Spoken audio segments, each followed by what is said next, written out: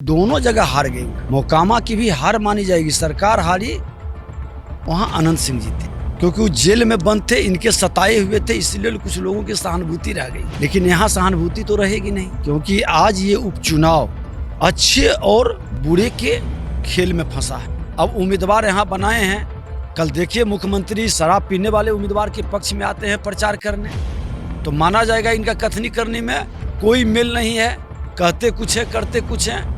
और शराब पीने वाले बनाने वाले को इनका संरक्षण है। एक नया वर्ग पैदा हुआ है अपराधियों का। कम उम्र के लड़के जो कल तक पैदल चल रहे थे आज गाड़ी 4 व्हीलर से चल रहे हैं, अब तो हथियार भी खरीद लिए हैं और उनका इतना बड़ा गैंग बना है कि कई अपराध में उनकी संलिप्तता भी पाई जा रही है। ये मुख्यमंत्री नीतीश कुमार जी की देन है, इनके अहंकार के कारण। भूमिहार समाज भगवान परशुराम के वंशज हैं और भगवान परशुराम हमेशा अत्याचार, दुराचार, व्यभिचार, अनाचार करने वाले लोगों के विरुद्ध अपना परसा उठा करके इन दुराचारियों से मुक्त कराते थे और धर्म को पालन करने वाले को स्थापित करते थे। ये समाज अपने लिए नहीं लड़ता है, ये समाज उन सभी लोगों की लड़ाई लड़ता है जो समाज के अंदर व्यभिचार फैलाता है। नमस्कार फ्रेंड, बिहार देख रहे हैं आप, मैं आपके साथ राजमोहन सिंह। बिहार की सियासत में बीते 2 सालों में सबसे ज्यादा जिनकी भूमिका को बदलने को लेकर चर्चा रही, नेता प्रतिपक्ष विजय कुमार सिन्हा हमारे साथ है, जो पहले विधानसभा के स्पीकर थे। कुल्हनी के उपचुनाव में प्रचार करने के लिए उतरे हुए हैं, कफेन में हमसे टकरा गए हैं। सर बहुत बहुत स्वागत है आपका फ्रंट बिहार पे। धन्यवाद। पहला सवाल यही रहेगा कि कुल्हनी में विशाल जनसभाएं हुई हैं तेजस्वी यादव की, और बीजेपी जो है वो छोटी छोटी सभाएं ही क्यों कर रही है? देखिए, भारतीय जनता पार्टी हर घर तक पहुंचा हुआ है, सबका साथ सबका विकास की भाव को लेकर चलता है। सत्ता में बैठ करके अपने अहंकार का प्रदर्शन नहीं करता। बड़ी सभा भारतीय जनता पार्टी की लोग देख चुका है, लेकिन हर घर तक संपर्क करने का भाव और लोगों के मन मस्तिष्क में बिहार में एक परिवर्तन करने का वातावरण भारतीय जनता पार्टी बना रही है। इसका रिजल्ट गोपालगंज मोकामा में लोगों ने देखा है, वहाँ भी बड़ी बड़ी जनसभा हो रही थी। 7 पार्टी का वहाँ गठबंधन था। मोकामा और गोपालगंज की अगर बात हो रही है तो मोकामा में पहले से ज़्यादा वोट आए बीजेपी को, लेकिन गोपालगंज में आपका किला रहा है, 4 बार जीती हुई सीट रही, लेकिन 5वीं बार में बामुश्किल बच पाई, वो भी ओवैसी के चलते। नहीं, आप एक चीज़ ध्यान रखिए कि 7 पार्टी और नेता जिन उप मुख्यमंत्री का गृह, उसकी सहानुभूति, वहाँ भी बड़ी बड़ी सभाएं उनकी हुई है। पूरी ताकत लगा दी है साहब, पूरा सेंटिमेंट को खेले। उसके बाद भी सत्ता के विपरीत, उपचुनाव हमेशा सत्ता के पक्ष में जाती है, लेकिन सत्ता के विपरीत दोनों जगह हार गई। वो मोकामा की भी हार मानी जाएगी, सरकार हारी, वहाँ अनंत सिंह जी थे क्योंकि वो जेल में बंद थे, इनके सताए हुए थे, इसलिए कुछ लोगों की सहानुभूति रह गई। लेकिन यहाँ सहानुभूति तो रहेगी नहीं, क्योंकि आज ये उपचुनाव अच्छे और बुरे के खेल में फंसा है। और एक उम्मीदवार जो घर घर जा रहा है, अच्छा छवि का है, अति पिछड़ा का बेटा है। दूसरा उम्मीदवार भी अति पिछड़ा का बेटा रहता तो लड़ाई होती, लेकिन अति पिछड़ा को हटा दिया, उसको डिमोरलाइज किया, उसको उम्मीदवार नहीं बनाया, और एक अहंकार को, एक जमींदार के भाव को पोषित किया जा रहा है। तो इसलिए इसका असर पड़ेगा, और इसलिए हम लोग हर घर में जाके ये बात को भी बता रहे हैं। एक आपने पिछले दिनों बयान दिया था शराबबंदी को लेकर, और उसको हमने खबर बनाई थी उस पर, और लाखों लोगों ने उसको देखा और बहुत सारे कमेंट भी उस पर आए। उसमें ये था कि शराबबंदी में जो जिनके पास पहले चलने के लिए मोटरसाइकिल नहीं थी, वो 4 तल्ला घर ठोक ले रहे हैं, 4 चक्का में चल रहे हैं, बुलेट पर चल रहे हैं, और इतना मनोबल बढ़ चुका है कि कहीं भी किसी को भी गोली मार दे रहे हैं। देखिए, जब शराबबंदी नीति आई थी हम लोग प्रतिपक्ष में थे, लेकिन बिहार में नशा मुक्ति का, हमारे नौजवानों को नशा से बचाने के लिए हमने भी समर्थन किया था, क्योंकि नशा से मुक्त हमारा समाज हो, ये हमारा संकल्प है, हमारा मिशन और विजन भी था।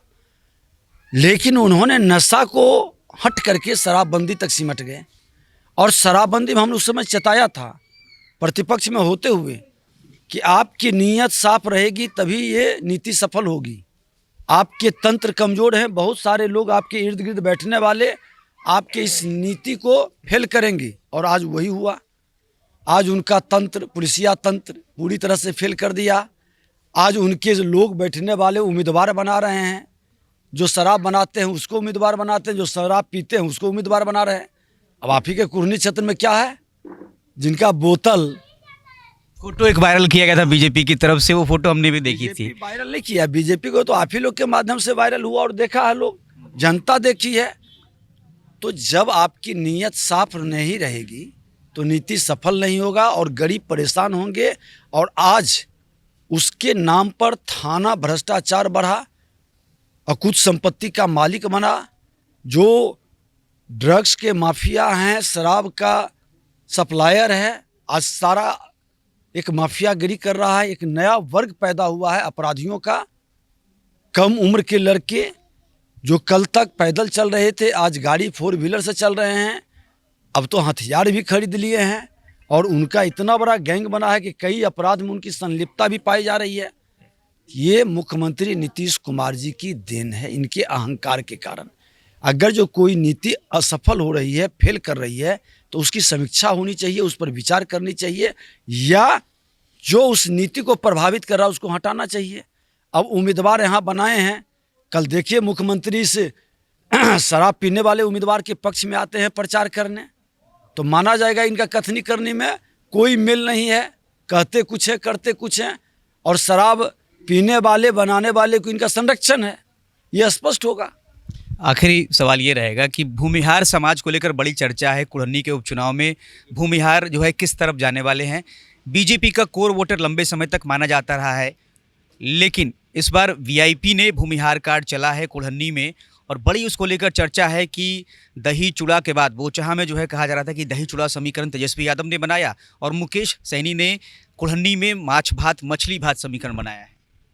देखिए, भूमिहार समाज भगवान परशुराम के वंशज हैं और भगवान परशुराम हमेशा अत्याचार, दुराचार, व्यभिचार, अनाचार करने वाले लोगों के विरुद्ध अपना परसा उठा करके इन दुराचारियों से मुक्त कराते थे और धर्म को पालन करने वाले को स्थापित करते थे। ये समाज अपने लिए नहीं लड़ता है, ये समाज उन सभी लोगों की लड़ाई लड़ता है जो समाज के अंदर व्यभिचार फैलाता है।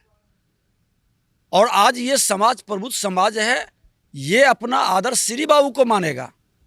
ये वैसे लोगों को आदर्श नहीं मानता है जो इस समाज को कलंकित करे, इस समाज को लज्जित करे। और ये समाज भारतीय जनता पार्टी के साथ इसलिए खड़ा है कि भारतीय जनता पार्टी भगवान परशुराम के उस संकल्प को आगे बढ़ा रहा है, श्री बाबू के उस संकल्प को आगे बढ़ा रहा है जो सबका साथ सबका विकास की भाव लेके चलता है। और इस बार पूरी ताकत से सबका साथ सबका विकास, हर समाज को लेके चलना। ये समाज तो भगवान परशुराम का भी पूजा किया, भगवान राम का मर्यादा पुरुषोत्तम को भी ग्रहण किया और भगवान कृष्ण के वासरी को भी सम्मान दिया। तो ये सबको लेके चलने वाला है, इसीलिए इस बार निर्णय खास होगा, अलग होगा। सब समाज मिलके नरेंद्र मोदी के हाथ को मजबूत करेगा। चलिए, तो नेता प्रतिपक्ष विजय कुमार सिन्हा को आपने सुना। कफीन गांव में पहुंचे और डोर टू डोर जो है बातचीत कर रहे हैं, लोगों से मिल रहे हैं। जनसंपर्क लगातार जारी है। मतदान का जो दिन है वो कुढ़नी के उपचुनाव में नज़दीक आते जा रहा है और इसी को लेकर चुनावी प्रचार जो है वो भी अब अपने शबाब पर है। और भूमिहार कार्ड को लेकर, मुकेश सहनी का जो भूमिहार कार्ड है उसको लेकर विजय सिन्हा ने जो टिप्पणी की है उसके बारे में अपनी राय हमें कमेंट करके ज़रूर बताएं। बने रहे फ्रंट बिहार के साथ। नमस्कार।